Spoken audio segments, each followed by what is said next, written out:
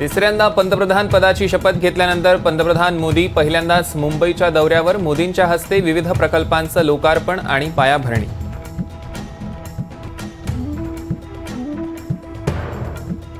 विधानसभेला 288 उमेदवार पाडणार. जरांगे पाटलांचा सरकारला इशारा. थोड्याच वेळात जरांगे पाटील संभाजीनगरात दाखल होणार. शांतता रॅलीचा आज संभाजीनगरमध्ये समारोप.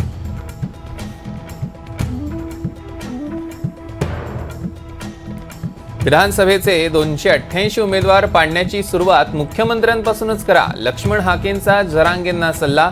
जरांगे प्रत्येक आंदोलनात भूमिका बदलतात. हाकेंचा आरोप. विधानसभा निवडणुकीच्या तोंडावर गृह विभागात फेरबदल होण्याची शक्यता. महत्त्वाच्या जिल्ह्यांचे पोलीस अधीक्षकांची बदली होण्याचे संकेत. छत्रपती संभाजीनगर, सोलापूर, धाराशिव आणि अहिल्यानगरचं नाव चर्चेत.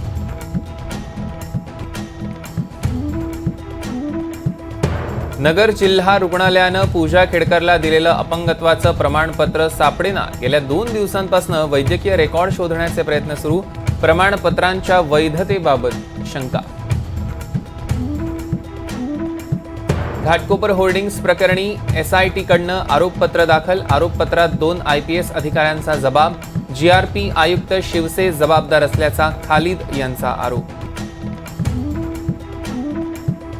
छत्रपती संभाजीनगरमध्ये 50 तरुण ISISच्या संपर्कात.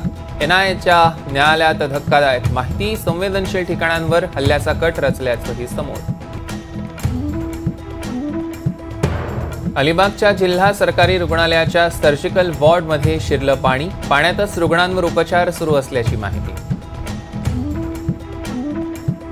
मुंबईसह ठाणे आणि पालघरला अतिमुसळधार पावसाचा इशारा. अंधेरी सबवेमध्ये पाणी साचल्यानं वाहतुकीसाठी सबवे बंद. मुंबईत अनेक ठिकाणी पावसाच्या सरी.